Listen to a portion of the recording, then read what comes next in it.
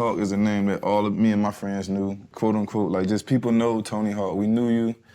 We all respected the skate world, but we just didn't skate. I think the first time I skated, I tried a half pipe with P. P had one in his house. Remember the one you had at the beach? And I just thought, for whatever reason, I thought you could just do it. I respected it, but I didn't know it was like. I had on some Timberland boots, and I tried to drop in, and I almost broke my toes still hurt from that. This was like 20 years ago. So. Well, thank you. I'm sorry that was your experience. It was all your fault, Tony.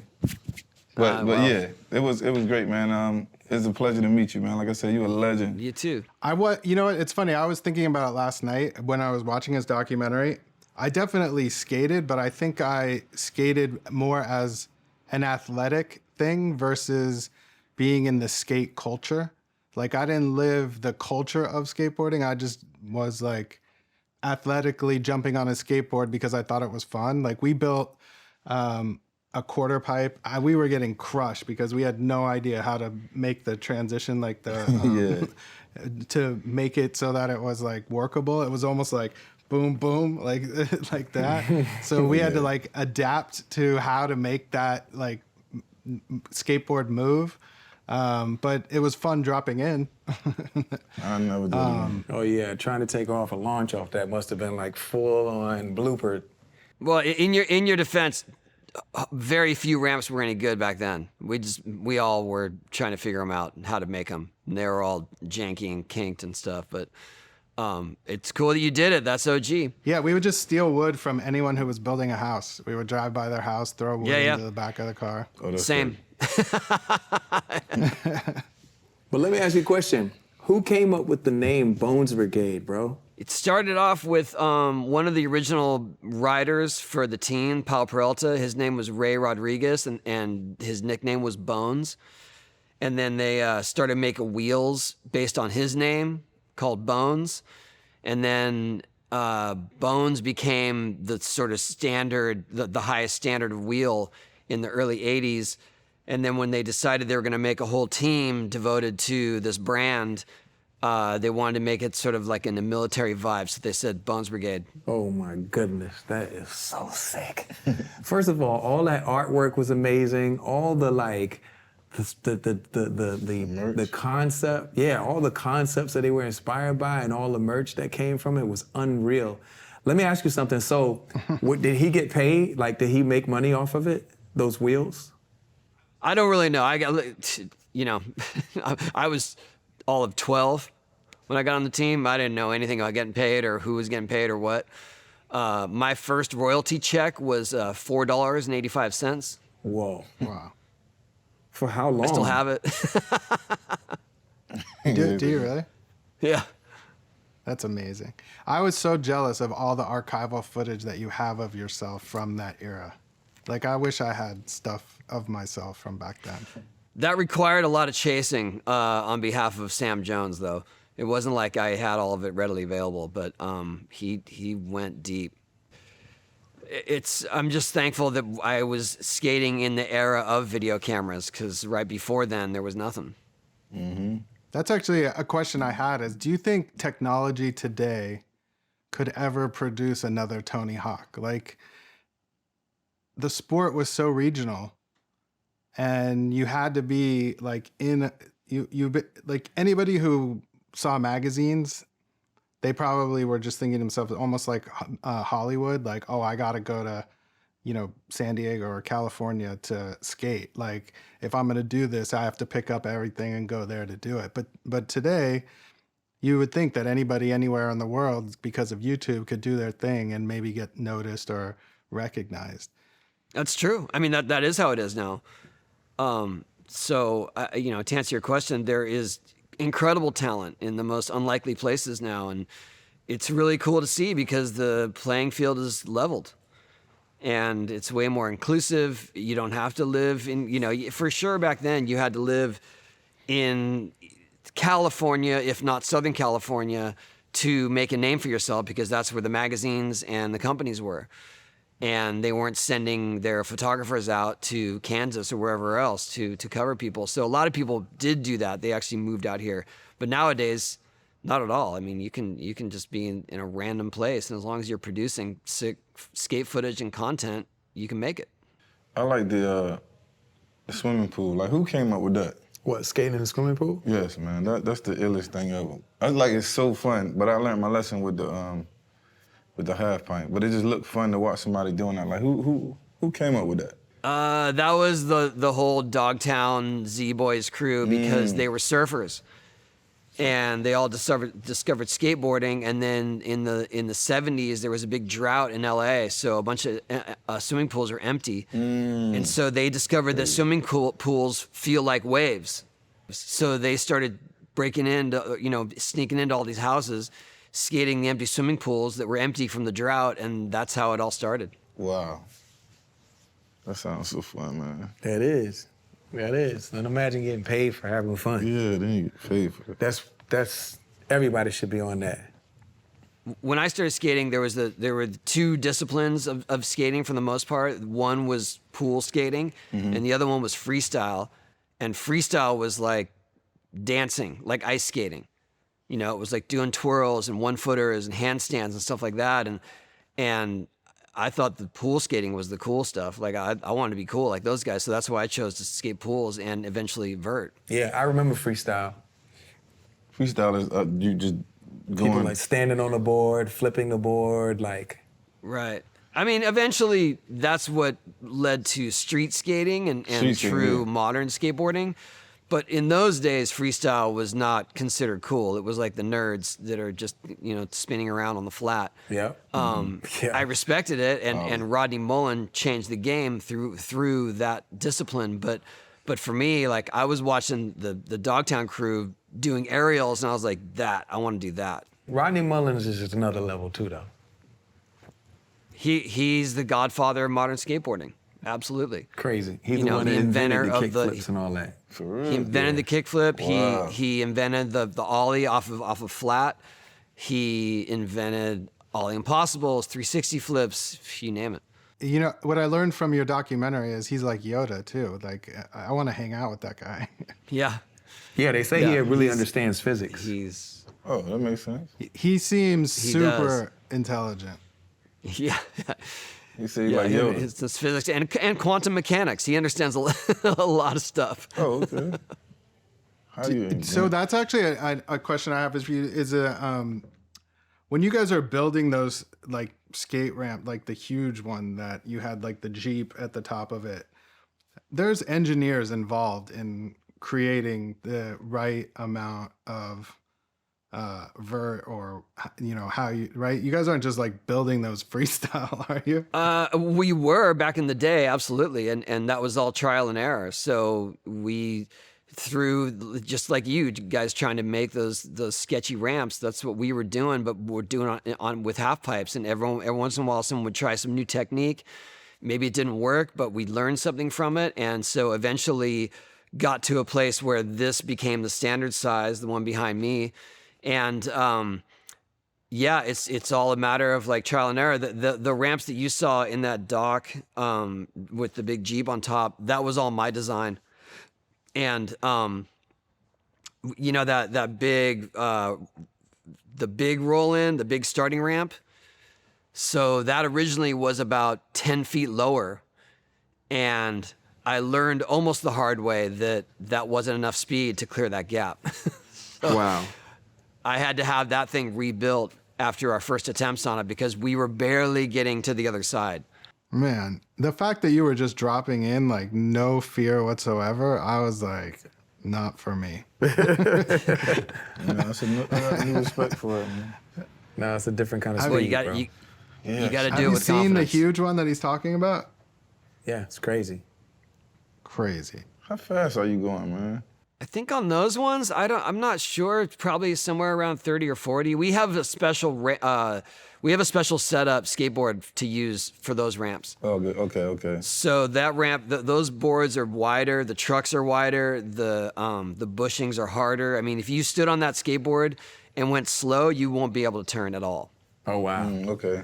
You know what's so funny is like my kids train, and their teacher, who's this guy named Danny, he's a really good guy, really talented. They're training with the trucks loose. And I was like, you know, because we have a half pipe here, and all my kids drop in. I'm like, man, how do y'all drop in with loose trucks? When I was skating, like skating, we were using like 97s and 99s, you know, those type of like wheels, and the trucks were so tight. It's different. Do you skate with your trucks loose? I don't, because I'm usually going a little faster because I'm skating this kind of thing. So I need the stability, you know, I can't be wobbling at all. So I feel like I understand, you know, that you would learn like that, but at some point you might start to skate something a little bit bigger that requires a little more speed and realize you got no stability. Yeah.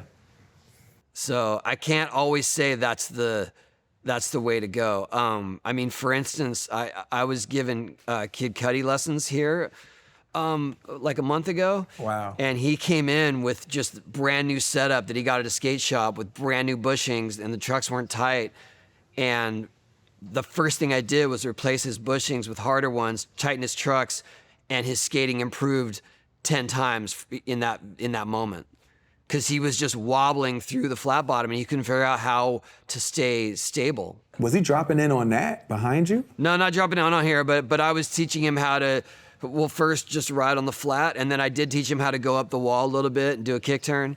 Rock and roll? His first kick turn, like the look on his face was, I mean, that's the feeling we've been chasing our whole lives. As you were coming up in skateboarding, and it wasn't like the biggest thing yet, but it was starting to get popular and you were becoming the face of it, were there any musicians or celebrities that would like reach out to you at that point to teach them how to skate? No, not.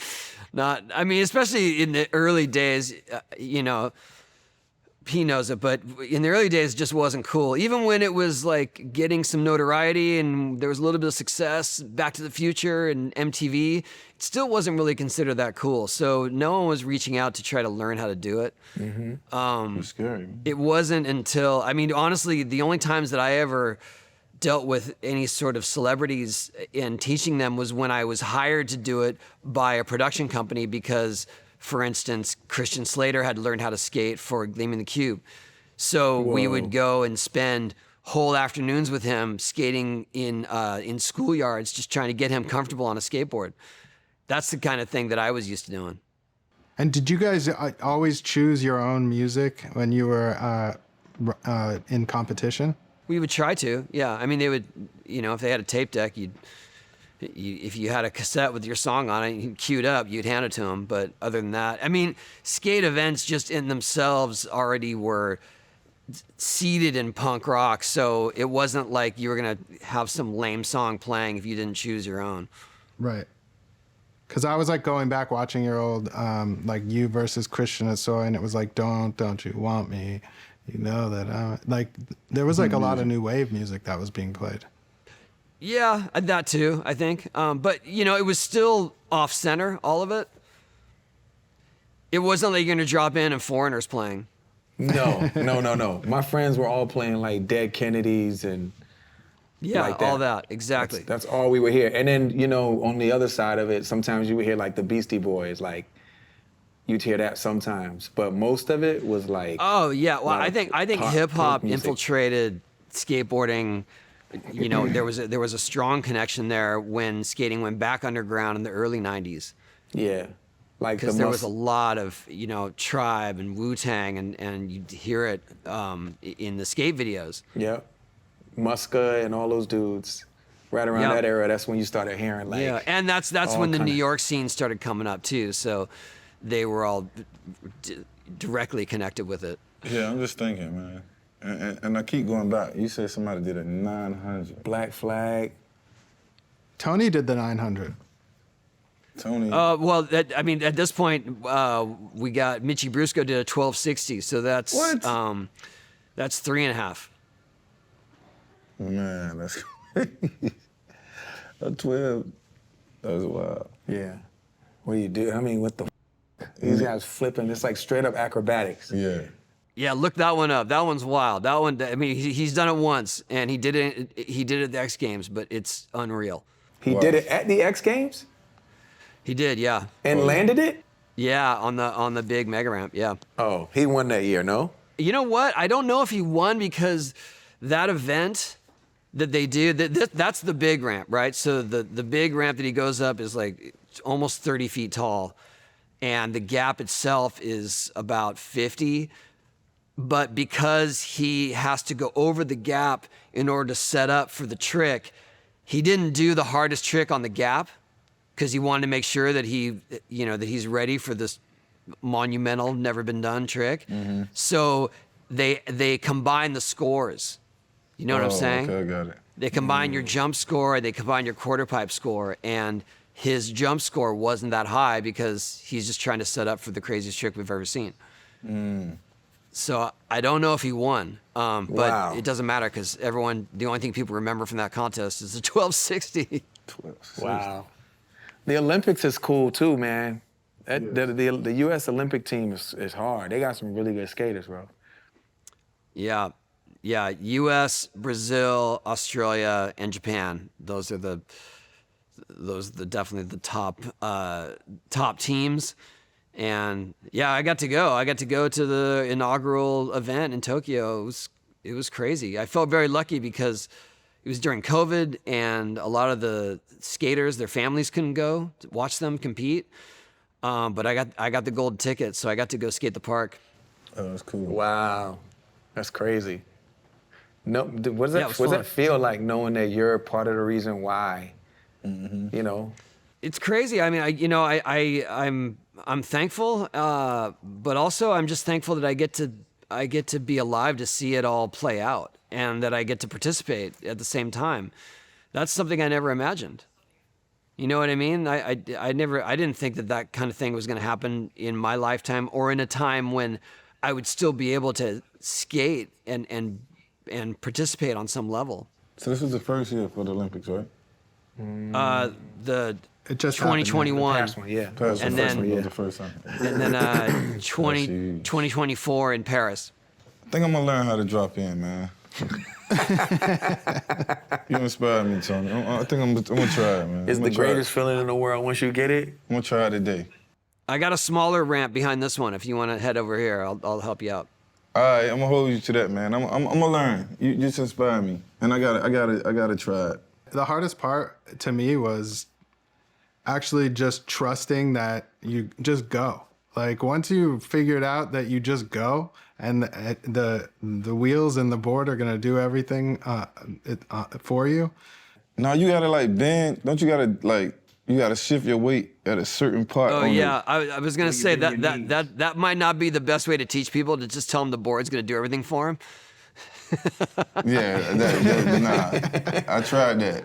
That's how my toes. Yeah, you gotta stomp it down. You gotta like shift your weight forward and commit that weight to the foot. Because a lot You of have to people, make- what they do is when they Yeah, first drop in, as soon as their front wheels touch, they let off of it. Yep. And then they end up falling backwards, that's and what a lot of happened. times break their You ankles. get so hard. Nah, But I if you was lean into it flying, and though. not lean too deep, but you lean into it pretty and much, then lean and shift back. the board gonna take you. It's crazy. Oh, the board took me. Yeah, but you lean back. Yeah. When you lean back, the board just goes shooting forward. Yeah, so I think your natural reflex is to lean back. But if you lean in, you go like you. I didn't know I was gonna be going that fast. Nah, yeah. That's why rock and roll. You gotta just rock and roll. That's when you just Fakey. start like that. Boom. Yeah, that's when you get Nah, up there. but I thought if you drop in like that was easy. I don't know what I was thinking. What do you guys call it now, Tony? Do you guys still call it rock and roll to fakie? What's Yeah. the fakie? Huh? Rock fakie. Yeah, rock to fakie. What's the fakie? Yeah. When you click on the top It's of like the no. When you start from the middle and you just going on Oh, so you like a fakie. faster You and faking faster, and then you bend your knees and you bend Yeah. your knees. you I bend can your do knees. that. Yeah, but that gives you the confidence to drop in at some point. it. But it's fake. No, it's not fake. Yep. Is that like a poser? No, that's like teaching you it's teaching your mind To get and your into it. equilibrium, the physics of what's happening. Right. I think we're gonna have to do a supplement when this comes out and have behind the scenes of us shooting fam trying to drop in on your half pipe at your house. I'm gonna do it. I'm gonna do it. I'm gonna have, what shoes do y'all recommend? What shoes?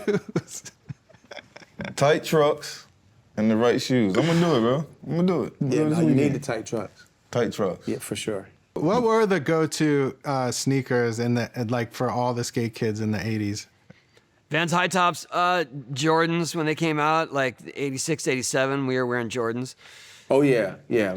It was Vans or Converse for sure. Yeah, Chucks was always. And then like, you know, I really thought I was doing something when I had like streetwear, the Vision streetwear with the shell toe. Yeah, I wasn't allowed to wear those because Vision made skateboards, and so they were a competitor of Pal Peralta, Bones Brigade. That's crazy. They're them big fat shoes. But back no. They were just they look like Vans but like shell on it, a shell toe. They were like suede. And then I remember when Airwalks came out. Airwalks, yeah. So I was one of the first team riders on Airwalk. That's a cool name though. Amazing. Yeah.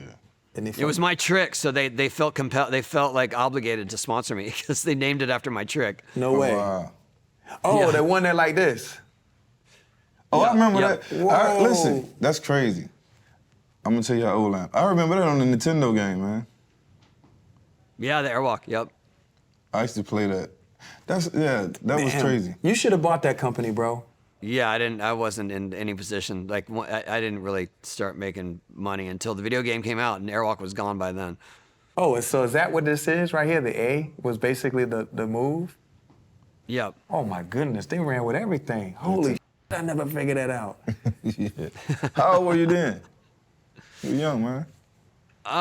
Yeah, I was about 16, I think. Like, it's crazy. Wow, they should have gave him a piece of the company. That's what I'm talking about. 80, no, I was like 17. Yeah, 80. I learned, it's funny because I had the trick Airwalk, and then when they said, oh, we want to put you on the team, you know, what do you want to be your first ad? And I was like, I got to learn a variation of the Airwalk. So I learned how to do Airwalk to Fakie for the ad for my intro. So crazy, man. 16 years old. 16. Wow. When's your birthday, Tony? 68, May 12th. Taurus. Makes sense. What's that mean? No, just perfection, you know? Mm-hmm. You know, he's Well, it's stubbornness. yeah, very stubborn, but perfectionist. Like you're gonna get it right. The one thing he ain't gonna do is miss, and he gonna rehearse as many times as he needs to. Taurus are very diligent. I never put two and two together that they would have named it after his move, and that the A The leg. is the They had a whole sort of pterodactyl vibe too. So sometimes the A was supposed to be a pterodactyl head. I saw that, but So I yeah, just remember the A it's, you like know. this. Do you have a connect for buying like old Bones and Pal Peralta long sleeve T-shirts? I don't. I don't. I There's should have got to kept be mine. like somebody that always knows you, that is always telling you they got a bunch of them. There's a whole network of people buying that stuff. I kind of am out because I didn't keep any of it. The only thing I really kept, and Pharrell, you'll like this, I kept the pink shirt that I wore during the Animal Chin ramp scene. I have that at home. Whoa. That's fire. That one's pretty cool. Wow. That one doesn't get to go in the Smithsonian. I don't, you know, it wasn't even that I made an effort to keep it. Somehow that one just remained. I don't know how, among all the stuff that I lost or got stolen or whatever, somehow that one stayed. So I just keep it. Like in the skateboard, like injuries is like, you know, like medals, right? That's part of the game for sure. I mean, Yeah. it's not something that you are hoping for or expect, but Yeah. a lot of times, especially if you start skating and then when you first get hurt on any level, that will deter people from ever doing it again. And not a lot of people say that, you know, oh yeah, I tried to skate one time and I busted my wrist and then that was it. I thought my toe was in my shoe when I took it off. I thought my toe was gonna be still in my shoe. Yeah. That's how that's how Nah, bad you know what it is? When you injure yourself and you go back to it, it's because You love it. you're hooked. Yeah. When No, you yeah. get injured and you're done, I was done. unless you like broken every bone in your body and your doctor just tells you like, you know what I'm saying? But when you quit, I mean, I could be wrong, but I always feel like you weren't really into it, because when you're into it, You can go back. you can't help it. As soon as you're Yeah. 80% healed, you're not even done, and you're out there ollieing again. Doctor's like, what are you doing? Oh, Yeah. 50%. Are you kidding me? You said 50. 50, yes. Yeah, but maybe even less. I mean, I started skating. I broke my femur in March. I started skating like a month later, not at any level of any professionalism, but I just had to get on my skateboard. Yeah, see? The real deal. Yeah. Well, my first injury when I was young, really young, when I first started skating, I fell from the top of the pool. I got a concussion, knocked out my front teeth. Oh. Like woke up in another part of the skate park because they had carried me there, and then and right when I woke up, it wasn't like, oh my God, what happened? I'll never skate again. It was like, oh man, I got to learn how to do rock and rolls better. Yeah, that's the point. Mm-hmm. I would have been gone. How come the kids today don't really use the slide rails anymore? We used to use it for grabbing. We used to use them because the coping that we would ride was kind of chunky, and at some point there was so much varying terrain that rails couldn't really even it out. I don't know if that makes sense. But once skateboarding shifted more towards street skating, you realize like you could just slide on the bottom of your board and it'll work fine. And you don't necessarily grab your board very much when you're street skating, so you don't need the extra grip. Oh. So people just stopped using them. I remember them. Mm-hmm. Yeah, okay. There was a nose one, there was a tail one, there was a bunch of them. It's Yeah. terrible. It's horrible. So back then, that just made me think of something else. Tours R Us, you remember them? Yeah. They used to have them you remember them boards? Executioner. Yeah, the executioner, you remember that? That's crazy. So they had the boards. The worst boards in Them the boards world. was like $5. They was terrible. But that's the whole hood had them because they had like cool designs on them. But how you remember the executioner, bro? Man, that was the worst board in the world. Like I'll pink never forget my wheels. parents got me one and I was like, It come in like plastic. It's a toy basically. I was but like, everybody no. had them. And I went right back to my used board because you know, you're poor, like you just trade with your friends. You know what I'm saying? So Yeah. you trade all the way up until you got the right deck. You See, know, I the knew right that. I used did- deck, I the didn't know right about none used of that. wheels, the right used trucks, and I picked the executioner every time. It was nice. It was fluorescent. man, that shit was so big. It was them wheels were not even 84. They was Yeah, I was gonna say those were the softest wheels you could possibly have purchased. Those wheels were like made of the material that those bouncy balls, those You 10 could those squish 'em with 10 your cent hand. balls, Trash. those 10-cent balls that you get Yeah. at the grocery store. Oh my That's God. what the wheels was man. made out of. And you know what's crazy? 85s, right? Yeah, if that. I mean, yeah. That was trash. But you know what's crazy? Then I remember seeing a real board, like with the asphalt on it, Duct tape. duct tape and all that. Yeah. Yeah. I'm like, yo, that's ugly. I ain't think that was like. I thought that's the the execution was real joint back That's then. the real. The greatest gift you could ever have. Was I the mean, real- when you didn't have it, you go to the skate park. I mean, go to the skate store. Put your board together and choose what color grip tape you want. Yeah, I ain't know I'll nothing never about none of forget. that. I got hot pink. You couldn't tell me. I ain't know about that. 17th Street. 17th Street. There's a couple of them. See, I Yep. knew that. But I just felt like the executioner was already put together, so you just get that. Did you ever hear that one? No. Hear of that one? 17th Street Skate Shop? Of course. Surf shop, I mean? Search so yeah. Yeah. And what else was it? Was there OP? wave riding vehicles? Yeah, WRV. Yep. Sickest names though, right? I know them. Wave riding vehicle? Yeah. Oof. We had Val Surf out here. Val Surf, Skates on Hate. Skates on Hate. So yeah. cool. Yeah, they got cool names. You know what started as a skate shop? Supreme. Yep. What would be an amazing brand that they don't have anymore that we could bring back? Along those lines, that with the executioner, there was the Valterra. Remember that one? Yeah. By the way, those graphics were so terrible back then that they actually would be Yeah. cool now. Yeah, they'd be sick now. Yeah. So There were a bunch of random brands back then. Uncle Wiggly, Sure Grip. Sure grip. Wow. I have an old Sim. Is Sims still around? I have a old Sims hoodie.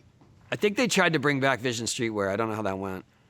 I know, man. That was such a crazy, amazing mark. That logo was nuts. Yep.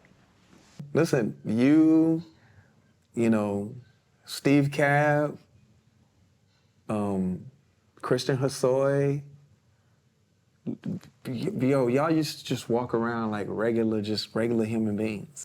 Crazy to me. Seeing those competitions, these dudes walking around, you just like, you looking at like, you know, what's the Olympia family, like, it's crazy. It's like seeing Zeus.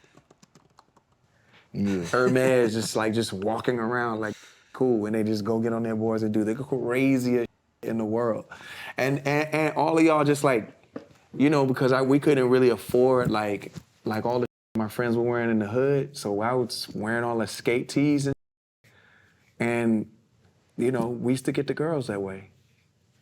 Like, we'd be the only black dudes in school wearing Vans. Yeah. And crushing it, because I could do an ollie. You couldn't tell me. So it's funny, like, it was in the 80s, right? So I would have like a flat top. Like, my hair had like a flat top, like Kane, but it was like not as tall. But I would have skate tees and like, you know, skate shorts and like Vans or Chucks, and you couldn't tell me. That was like my cultural ID. Like, Did you get the white boy sport hassle? yeah, but I didn't give a. I was Because you could ollie. making out with the bad girls. What was your first board, Pharrell? Executioner? No, my brother had one of those. I traded into mine. I didn't know you could And- do that. Yeah, because you just trade. You trade whatever you have. Oh, Friends. you mean like to your friends? Yeah, Oh, I thought trade. you went to a store. Man, I had a Gator board. I had one of your boards for a minute, and then it got stolen. Damn. Yeah. Well, I owe you one. Then you back at zero again, so you got to start trading again. Back to the executioner. Man, no, I never had the executioner. There was this one guy, Nadas Kappas. I had that in baby blue, and I remember I got the pink duct tape for that. Oh, you remember that like that? Yeah, no, this was my life, bro. Nash? Is that the Nautis with the panther on it? I remember that. It was baby blue. I forget what the graphic was on the remember bottom the of shape. it. It's a good one though. That's legit. He and Mark Gonzalez were the pioneers of street skating. My first board was the Lester Kasai Sims. And I one had too. a Hosoi, the hammerhead one. Yep. That sounds familiar. I might have stole your joint. I'm joking. But I remember was a all different that stuff. time, bro. Look, I see you. Like, you going back. Yes, You know, man. we ain't had. I don't remember. We picked our boys by the look and the graphic on it. Yeah, no, all But of it was mine, trash, like, though. I they were didn't put know. together. Independent was always the best trucks, and if you couldn't I didn't get even know you those, could then you do had that. like Gold Wings. I didn't know you could Do you remember that. Gold Wings, bro? Are they still around? That's funny you said that because my local hero skater at the park I rode was Dave Andrecht, and he rode for Going. So I only ever rode Goings. And then I got sponsored by Indy when my first sponsor was Indy in Dogtown. And I couldn't get any Indies, like they wouldn't send me any. So then I just ended up riding for Tracker because they were local. Oh, Tracker. But it was funny Yeah. because my whole goal at that time in life was to get on Going, and I was never on the team. Yeah, nah, I had got some yellow Gold Wings, but the Indy trucks was like the ones, bro. You had a lot of skateboards, bro. I did. I mean, I had to trade my way through them, but yeah, I did. And now there's like so many different, there's just as many skaters as there are rappers. And there's a million rappers, and there's a million skaters, and a million decks now. It's crazy. I think it's so cool. I'm so happy to hear it and see it. You know, because it wasn't that way when we were coming up. I think. No, but you helped to pave that way and make it inclusive. yeah, Absolutely. You did. Skateboard P. Nah, man, thank you, bro. Skateboard P. I mean, I give you so much credit. for raising awareness, for bringing a whole new audience in and having them embrace it. Like, I thank you for that. Oh man, listen, that's crazy. Yeah. I'm honored, but I mean, I argue that you are, you're one of the deities in that space, bro. And it's just been such an honor to, to meet you over the years, and because, we looked up to you then, I still look up to you now. It's like what you've done. I mean, I teach, I don't teach my kids, but I mean, my kids are being, they're being trained as skaters because that's a way of life. Like, skating teaches you it gives you the lens of looking at things, if it's either cool or it's not. And there's no gray area. And it's a sport that, like, where you become cool based off of your effort and willingness to continue to try and nail the trick. Right. It's not selling. It's not selling dope. You judged. Yeah, you judged just by what you do, by your skill set, not by where you're from. Yes. So I'm not cool. That's what makes you cool. What makes you cool is the fact that you put, like, when you land a trick, someone knows, man. You done that 10,000 times to get to that place, and now you do it with confidence, and you're like in the middle of a conversation, you just do a kickflip. Like, gotta respect you. It's just different. Yeah, I think it teaches you a lot just about life skills too, about overcoming your own challenges and doing things in your own style and your own voice. And I mean, I feel like all my kids skate, some better than others, but it's taught them a lot about themselves and what they are capable of and what they can overcome. Mm-hmm. So true, man. So true. It's cool that you also create your own deadlines of trying to accomplish something just because you just want to hit the trick or hit whatever it is, the goal of the skate. Right. Who invented the ollie? A guy named Alan Gelfand, who was a skater in Florida. He started doing it in pools first. Like, he would go up to the top of the pool and bust out his board without grabbing it. And that was the very first ollie. And then Rodney Mullen figured out how to do it on the ground.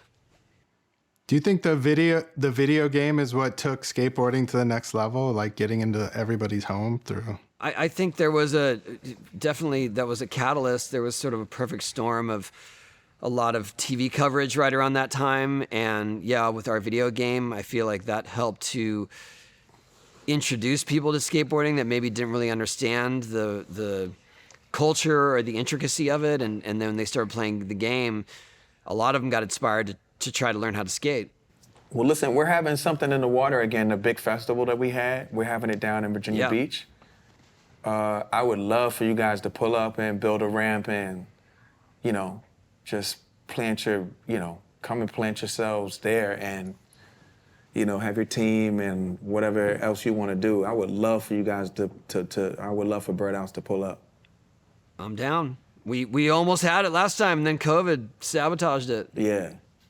So hopefully COVID and RSV doesn't get in the way this time. I don't think it will. But yeah, it's going to be in April. Okay. The 28th, the 29th, and the 30th of April. And down in Virginia Beach. Would love for you guys to pull up. If you let me know who to speak to, we'll have the team reach out. Yeah. Yeah, I got one of these behind me. I got one that is travel ready. It goes up real fast. Oh, amazing. Bring in the small one for me. I'm gonna do it. You got it. I'm gonna do it. That's when I'm gonna debut. Right. Something in the water, bro. Yeah, okay. I'm dropping in front of everyone. Dropping in. That's gonna be my first time. I'm doing this for real. Sounds good. Any favorite bands you're listening to now that we could throw into the episode? Because this is half music, half talk. Yeah, Gang of Four. Gang of Four is like where it all starts for me. Gang of Four. Yeah. Gang of Four is so sick, bro. Did you hear that Run the Jewels track where they used the Gang of Four sample? No. It was like all my worlds colliding. It's amazing. Wow. I love it. Don't forget Bad Brains. Bad Brains, yes. HR. Woo! Woo! Yeah. I knew Bad Brains. Oh my God. Goddamn, but yeah. Yeah, Bad Brains as well. Crazy. Well, listen, man, this has been an honor. It's always great to talk to you, man. You are, you already know what you are. You already know what you are to me. And this interview is amazing, but this playlist, people gonna see, what you were listening to get you pumped to go land that trick, or what you was listening to while you dropping in, and I need that, B. like that. That's a game changer, bro. That's a game changer. So I appreciate it, man. And Thank you. I like I said, I appreciate all your work too. And anytime.